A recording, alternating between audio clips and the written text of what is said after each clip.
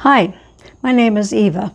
I belong to the East Cascade Recreation Partnership, which represents Kittitas County's land managers and recreationists.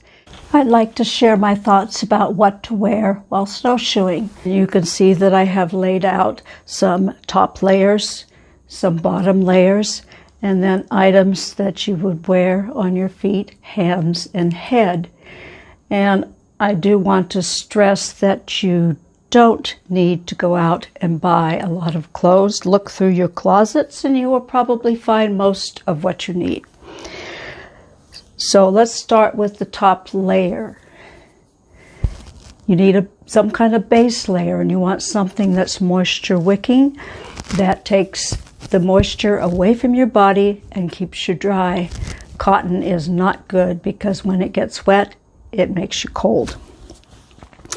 Next, I use a fleece layer. Again, no cotton sweatshirts. They are the same reasons that you don't have a cotton base layer.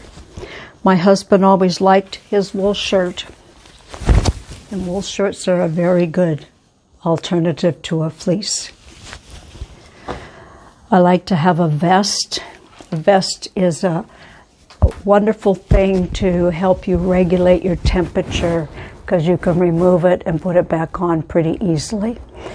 I sometimes will wear my vest underneath my jacket, but often I'll wear it on top of it because that way I can take it on and off pretty easily.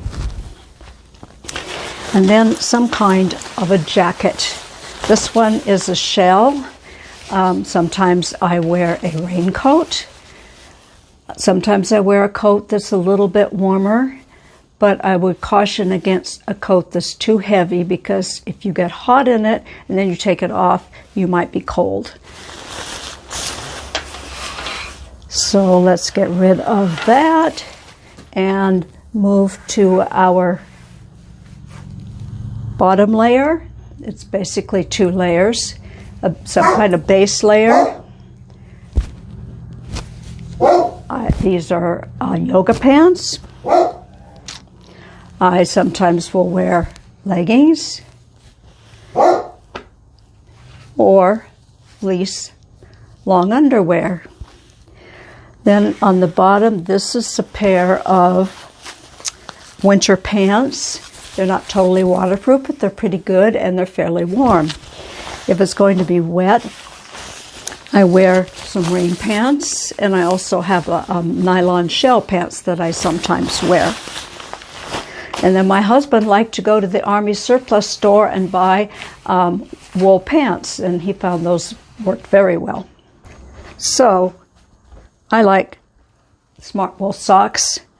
Wool socks are good if you can wear them, but there are many brands of synthetic and wool socks. These are a pair of Gators, which are very useful because even with snowshoes, your foot will go down into the snow, and if you have a gap between your pants and your boots, snow will go down into your boots and your feet will be wet. So these go underneath the boot to keep them in place. They hook on your boot, and then they either, this one velcros up, snaps up, whatever. These go up to your knee. They also come in shorter lengths. And of course, on your feet, you need to have some boots. These are winter boots, hiking winter boots. So they're built like hiking boots and they're very comfortable. But if you don't have anything like that, hiking boots that are Gore-Tex will work. Snow boots will also work. I would advise against using slip-ons because your foot can move around a lot in your boot when you have your snowshoes on. Next we have hands. You have gloves, mittens. Mittens are warmer than gloves, so whatever you need to keep warm. I would suggest you have waterproof mittens or gloves, and then I like to have a little pair of light gloves for when I take my mittens or gloves off, which usually happens at some point. If you have cold hands like I do, you can have heat warmers. You take it out of the package and shake it, and it does take about 15 minutes to get really pretty warm. And you can use one for each hand. I just use one, and I find that I can just switch it back and forth, and that works just fine.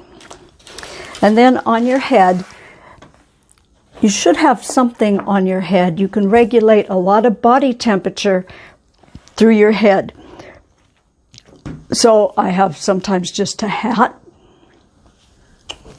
This one's a hat with a little visor in case the sun's out.